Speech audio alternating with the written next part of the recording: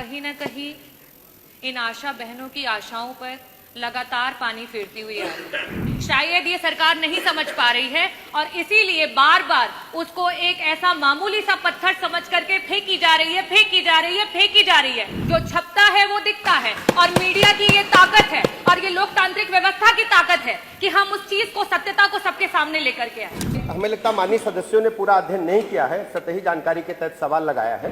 4 मार्च 2014 को समाजवादी पार्टी की सरकार थी, इनके भैया यहां बैठते थे, एक जियो किए थे, उसके 9वें नंबर पॉइंट पर कहे हैं कोई नियत वेतन आशा को हम नहीं देंगे। अध्यक्ष जी, आपका बहुत बहुत आभार। आपने महिला शक्ति से जुड़े हुए स्वास्थ्य संबंधित सवाल से मुझे प्रश्न पूछने का अवसर दिया। अध्यक्ष जी, मेरा सवाल जो हमारे प्रदेश में कार्यरत आशा बहनें हैं उनसे जुड़ा हुआ है और सरकार कहीं ना कहीं इन आशा बहनों की आशाओं पर लगातार पानी फेरती हुई आ रही है। ये आशा बहनें जो हैं उनका मूल मंत्री जी शायद आपका विभाग समझ नहीं पा रहा है। और रही बात छपने की, आशा बहनों का भी उतना ही अधिकार है कि वो अखबार की पंक्तियों में सामने आए और उनकी अधिकार की जो बातें इस सदन में बोली जा रही हैं वो लिख करके, पढ़ करके वहां पर आए।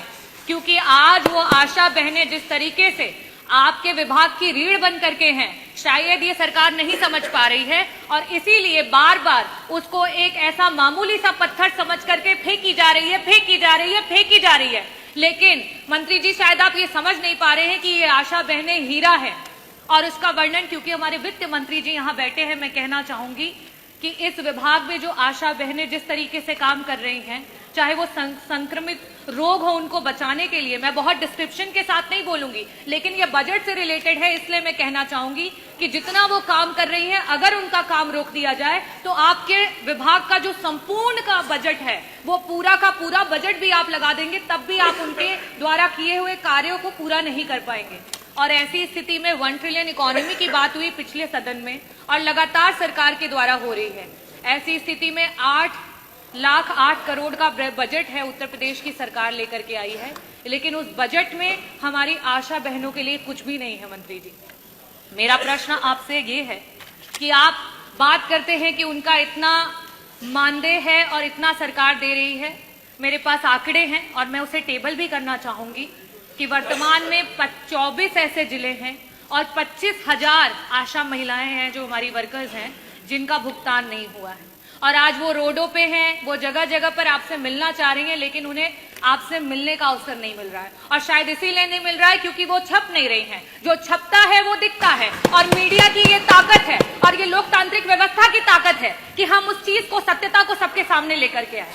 मेरा आपसे सिर्फ यही प्रश्न है कि 1 ट्रिलियन इकोनॉमी की बात करने वाली सरकार, इतने बड़े बड़े बजट्स लाने वाली सरकार, आज आपके विभाग की रीढ़ में सिर्फ और सिर्फ इसलिए क्योंकि आशा महिलाएं हैं उनको कोई दर्जा नहीं दिया जा रहा है, ना उन्हें राजकीय कर्मचारी का दर्जा दिया जा रहा है, ना उन्हें संविदा के कर्मचारियों का दर्जा दिया जा रहा है। और बार बार जब जब बात आ रही है कि उनको उनके अधिकार का पैसा मिले, क्योंकि वो हर समय काम करती हैं, प्रसव का कोई समय फिक्स नहीं होता है। हम सब किसी ना किसी परिवार से हैं और हम सब जानते हैं कि प्रसव किसी भी समय हो सकता है और एक वो जो आशा बहन है उस माँ के साथ वो 9 महीने उस प्रसव को झेलती है, उस प्रसव के साथ खड़ी रहती है और उसे अस्पताल लेकर के जाती है। ऐसी स्थितियों में क्या उसका अधिकार नहीं है कि उसे भी 18,000 का मानदेय प्रति माह मिले? क्या हमारी जो संगिनियां उनके साथ काम करती हैं उनका अधिकार नहीं है कि उन्हें 24,000 का मानदेय सरकार के द्वारा मिले?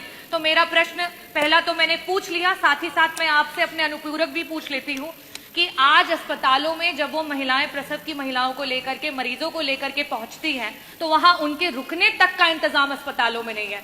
इस पूरे के पूरे उत्तर प्रदेश का कोई ऐसा सीएससी नहीं है जहां आशा बहनों के लिए एक कमरा रखा गया हो कि रात में अगर किसी महिला को प्रसव के समय लेकर के जाए तो उनको वहां रुकने का इंतजाम हो। ऐसी स्थिति में मेरी दूसरी आशा बहनों की तरफ से सरकार से मांग है कि आपके इतने बड़े बजट में से प्रत्येक सीएससी पे कम से कम आशा बहनों के रुकने का इंतजाम कराते हुए एक एक कमरा आवंटित किया जाए।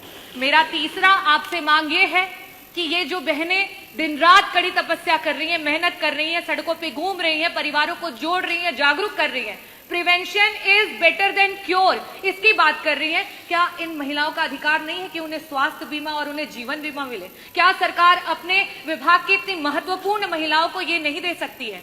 और लास्ट में मैं कहूंगी कि जो यातायात है उनके समय का बहुत ही इंपॉर्टेंस है, क्योंकि उन्हें समय से पहुंचना होता है जब जहां जरूरत होती है। ऐसी स्थिति में आपने अपने बजट में स्कूटी की बात की है, तो मैं ये भी चाहूंगी कि आशा बहनों की मांग है कि उन्हें स्कूटी दी जाए। ये चारों प्रश्न हैं मेरे, और मैं अनुरोध करूंगी कि मंत्री जी दोनों सदस्यों के जो प्रश्न हैं उनके उत्तर दे दें। माननीय मंत्री जी, आशा वर्कर हम सबके लिए बहुत ही महत्वपूर्ण है, और उनकी महत्वपूर्ण जिम्मेदारी को देखते हुए हमारी सरकार ने लगातार उनकी उन्नयन के लिए काम किए हैं। आशा योजना भारत सरकार की योजना है, और ये वॉलेंट्री सर्विस है। स्वैच्छिक सेवा के कारण उनको मानदेय मिलता है, और जो विभिन्न केंद्र प्रदेश की योजनाएं हैं उनको क्रियान्वित करने पर उनको अलग से बोनस भी मिलता है। इस प्रकार हम कह सकते हैं इनको वर्तमान में 6,000 से लेकर के 11,000 रुपए तक, 6,000 रुपए मिनिमम है और 11,000 रुपए मैक्सिमम पेमेंट हमारी सरकार ने मानदेय और जो इनके बोनस है अतिरिक्त रूप से जो काम किया उसके आधार पर हमने अभी तक किया है।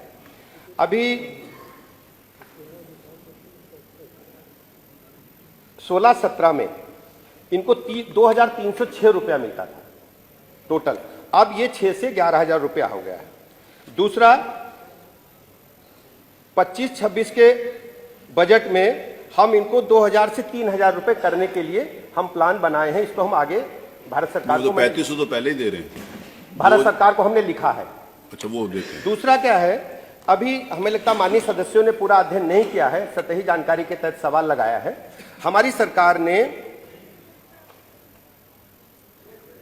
इनको जीवन बीमा की सुविधा दे रखी है, और ये सुविधा दी जा रही है इनको प्रधानमंत्री जीवन ज्योति योजना के तहत और प्रधानमंत्री सुरक्षा बीमा योजना के तहत इनको हम ऑलरेडी दे रहे हैं, और ये बहुत लंबे समय से लागू है। इनको हम स्मार्टफोन भी एक दिए हैं। माननीय सदस्य ने चार्ज के बारे में कहा, उसका रिचार्ज के लिए हम 99 रुपये और 250 रुपये उनको प्रतिमाह देते हैं, रिचार्ज के लिए देते हैं। मोबाइल फोन भी दिया है। दूसरी सबसे बड़ी बात इन्होंने उठाई कि इनको बड़ी चिंता है। सर, लोकतंत्र में कभी काम करने का अवसर इनको भी मिला है और आज हमें मिल रहा है। हम लोगों ने इनके मानदेय को लगातार बढ़ाने का काम किया है, और 2018 में 1,000 रुपया था, इसको 2,000 रुपया अपनी सरकार ने किया, भारतीय जनता पार्टी की योगी जी की सरकार ने किया है। इसके अलावा अगर एक जियो हमारे समाजवादी साथी सुनना चाहें, 4 मार्च 2014 को समाजवादी पार्टी की सरकार थी, इनके भैया यहां बैठते थे, एक जियो किए थे, उसके 90 नंबर पॉइंट पर कहे हैं कोई नियत वेतन आशा को हम नहीं देंगे, ये जियो में कहा है। और दूसरा कहा है कोई मानदेय भी नहीं मिलेगा। मेरा यह कहना है ये कोई ऐसी बात नहीं है, ये हमारी सरकार की प्रतिबद्धता आशा वर्कर के साथ साथ उत्तर प्रदेश के एक एक कर्मचारियों के हित के लिए है। आशा वर्कर हमारे स्वास्थ्य विभाग की रीढ़ की हड्डी, मैं स्वयं इनके संपर्क में रहता हूं। एक और सूचना दे दूं, मुझे अच्छी तरह याद है इनके भैया यहां बैठते थे, आशा वर्कर ने प्रदर्शन किया था, हजरतगंज कोतवाली में मुकदमा दर्ज हुआ था, जो आशा वर्करों की अध्यक्ष प्रदेश की, उसका मुकदमा पिछली सरकार में न्याय मंत्री रहते हुए मैंने वापस लिया था। ये वही हमारे समाजवादी साथी हैं। इसलिए माननीय अध्यक्ष जी, हम पूरी तरह से प्रतिबद्ध हैं, अपने आशा वर्कर के साथ साथ प्रदेश के एक एक कर्मचारियों के हितों की चिंता करना हमारे सरकार का प्रथम दायित्व है। कर्मचारी हमारी रीढ़ की हड्डी है, उनके सुख और दुख में हमेशा खड़े रहेंगे, इसमें कोई शक की गुंजाइश नहीं है।